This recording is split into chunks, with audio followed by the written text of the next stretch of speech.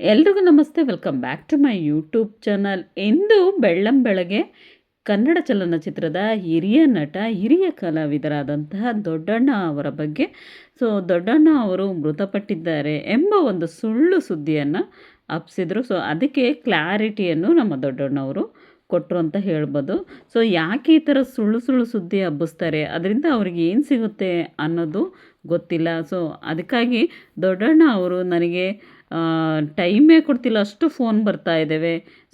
ಏನಾಯಿತು ಅಂತೇಳಿ.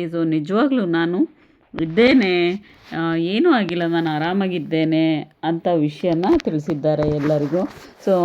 ಇಂದು ಬೆಳಗ್ಗೆ ಕನ್ನಡ ಚಿತ್ರರಂಗದ ಹಿರಿಯ ನಟ ದೊಡ್ಡಣ್ಣ ಅವರ ಬಗ್ಗೆ ಒಂದು ಆಘಾತಕಾರಿ ಸುಳ್ಳು ಸುದ್ದಿ ಸಾಮಾಜಿಕ ಜಾಲತಾಣದಲ್ಲಿ ವೈರಲ್ ಆಗಿದೆ. ಕೆಲ ಕಿಡಿಗೇಡಿಗಳು ದೊಡ್ಡಣ್ಣ ಅವರು ನಿಧನರಾಗಿದ್ದಾರೆ ಎಂಬ ವದಂತಿ ಹರಡಿದ್ದಾರೆ.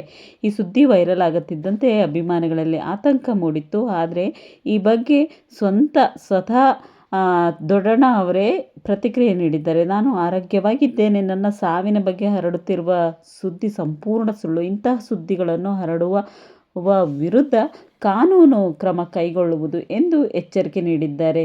ಸುಳ್ಳು ಸುದ್ದಿಗಳನ್ನು ನಂಬುವ ಮೊದಲು ಅದರ ಸತ್ಯಾಸತ್ಯತೆಯನ್ನು ಪರಿಶೀಲಿಸುವುದು ಬಹಳ ಮುಖ್ಯ. ಹಿರಿಯ ನಟ ದೊಡ್ಡಣ್ಣ ಅವರು ಆರೋಗ್ಯವಾಗಿದ್ದು ಅಭಿಮಾನಿಗಳು ಯಾವುದೇ ವದಂತಿಗಳಿಗೆ ಕಿವಿಗೊಡಬಾರದು ಎಂದು ಮನವಿ ಕೂಡ ಮಾಡಿದ್ದಾರೆ.